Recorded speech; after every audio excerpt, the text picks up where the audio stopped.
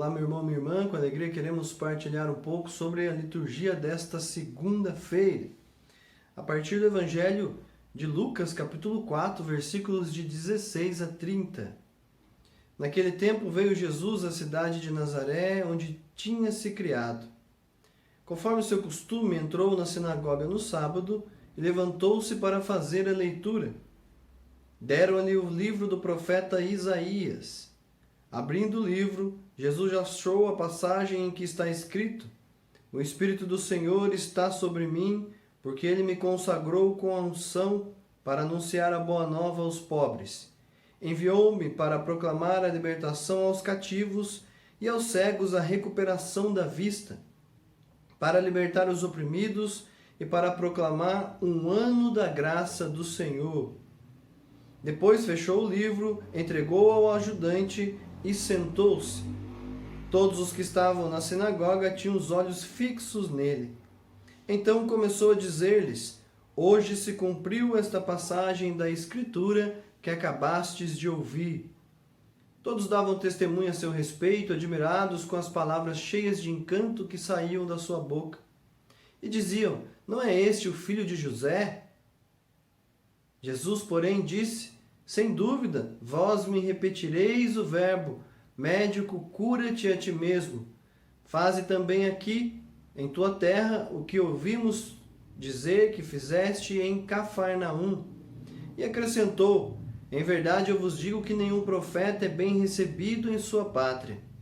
De fato eu vos digo, no tempo do profeta Elias, quando não choveu durante 3 anos e 6 meses, e houve grande fome em toda a região, havia muitas viúvas em Israel. No entanto, a nenhuma delas foi enviado Elias, senão a uma viúva que vivia em Sarepta, na Sidônia.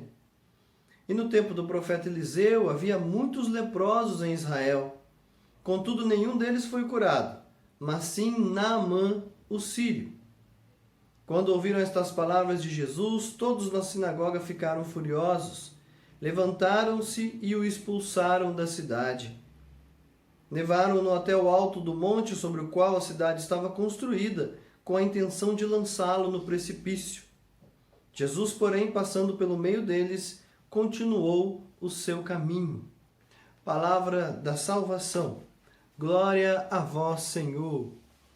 Nós queremos chamar a atenção, neste evangelho de hoje, apenas para uma parte, bem simples, mas que nos ajuda a refletir sobre uma realidade do nosso dia a dia. As pessoas estavam admiradas e encantadas com as palavras que saíam da boca de Jesus. Porém, ao mesmo tempo em que elas estavam encantadas, elas ficavam céticas com relação à possibilidade dele ser o Messias. E até mesmo de fazer milagres, é por isso que com o coração fechado, Jesus não conseguiu fazer muita coisa. Vai dizer, inclusive, no Evangelho de Mateus. Mas por quê? Porque elas viam, elas conheciam Jesus, sabiam quem ele era, viram ele crescer. Inclusive disseram: Não é este o filho de José, o carpinteiro? Ou seja, a gente conhece esse jovem, a gente viu essa criança crescer. Diante do fato de conhecerem a ele, conhecerem a sua família, eles se tornaram céticos. Não pode ser quem nós estamos pensando, não pode. Não acreditaram no potencial que Deus colocou em Jesus. E por isso perderam, e perderam muita coisa. Nós também corremos o risco de viver essa mesma realidade com as pessoas à nossa volta. Às vezes nós olhamos para alguém que nós já conhecemos e falamos: para esse aí eu não dou nada, não. Não é assim? Quantas vezes nós deixamos de reconhecer que existe ali um potencial, existe em cada ser humano dons, qualidades que Deus mesmo colocou ali. Então, o fato não é apenas que nós devemos acreditar ou não na pessoa.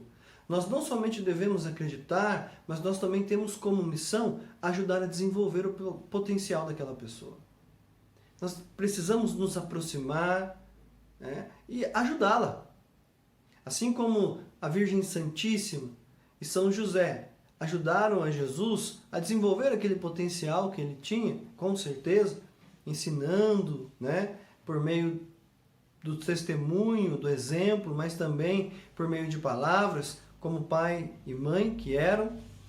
Nós também precisamos fazer a mesma coisa. Precisamos ensinar os nossos irmãos e irmãs.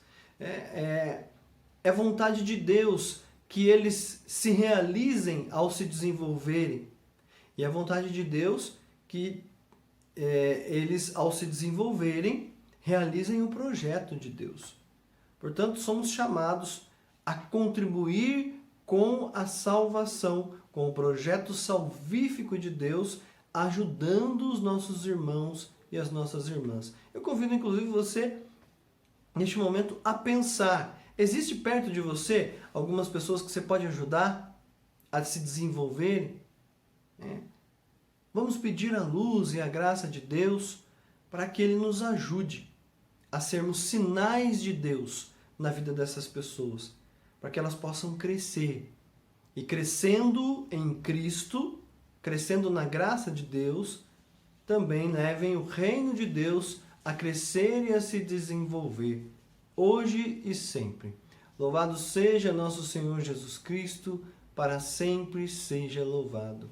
Sobre vós, sobre a vossa família, desça a bênção de Deus Todo-Poderoso, Pai, Filho e Espírito Santo. Amém.